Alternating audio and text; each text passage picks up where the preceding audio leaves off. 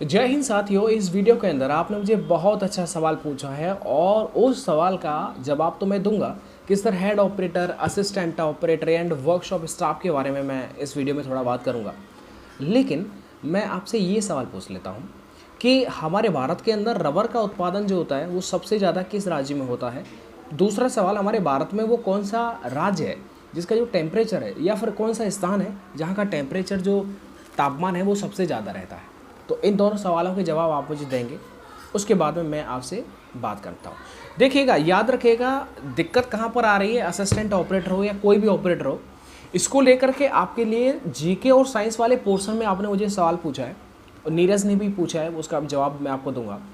देखिएगा, assistant operator हो, head हो या वर्कशॉप हो, इन तीनों के अंदर ना साइंस का जो प्रोपोर्शन होता है ना वो अपने आप में बहुत महत्वपूर्ण है। क्योंकि इसमें आपको पता है 50% आपको हर सब्जेक्ट में लेके आना है। मैथ, रीजनिंग और हिंदी आराम से 50 का है, मैं 80% भी आ जाएगा, लेकिन उनमें कोई दिक्कत नहीं आएगा। आप भले ही अगर आपको ऐसा लगता है कि सर मेरा मैथ थोड़ा कमज़ोर है, उसको चलो अच्छा कर लो, बाकी इतना डिफिकल्ट नहीं आता है। और आप यदि हेड ऑपरेटर का कंपैरिजन यूपीएसआई से करेंगे तो ऐसा बिल्कुल ठीक नहीं रहेगा। ठीक है, बिल्कुल ठीक नहीं रहेगा। उसका लेवल अलग है और इस चीज़ का लेवल एकदम अलग है। इसलिए आप पेपर को उठा के देखिएगा, लेवल एकदम अलग रहेगा। बस आपको एक चीज़ याद रख लेना है कि आपको जीके प्लस साइंस पर ध्यान रख लेना। देखिएगा, साइंस में यदि आपने 12th कर रखा है भले पीसीएम से, और 12th किया आपने 2012 में, अब इस टाइम पर तो आपका साइंस उतना बेस्ट होगा नहीं, येस और नो। तो साइंस में क्या होता है ना, आप किसी भी पेपर प्रैक्टिस सेट को आप उठा के दीजिएगा, उसमें कम से कम जो 8 से 10% साइंस के ऐसे होंगे जिन्हें आप आराम से कर लोगे।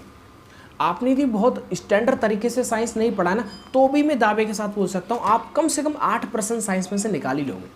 और याद रखना, साइंस में आपका जो बेसिक क्वेश्चंस होते हैं ना, जितनी भी जितनी भी इकाइयाँ होती हैं, जो मापने के यंत्र वंत्र होते हैं, तंत्र वंत्र, उन सबको जो आपको याद कर लेना है। मतलब बेसिक जानकारी आपको होनी चाहिए साइंस के बारे में, तो आप आराम से 7-8% वहाँ से आप निकाल लेंगे।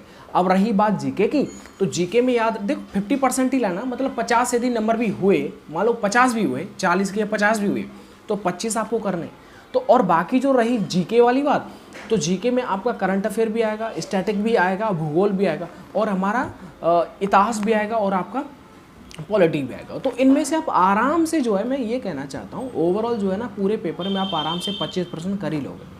तो ऐसे में चीज़ों को याद रखना है कि साइंस में आपने पहले पढ़ाई किया होगा, अब यदि छोड़ दिया है तो अब वो चीज़ तो नहीं रहेगी ना।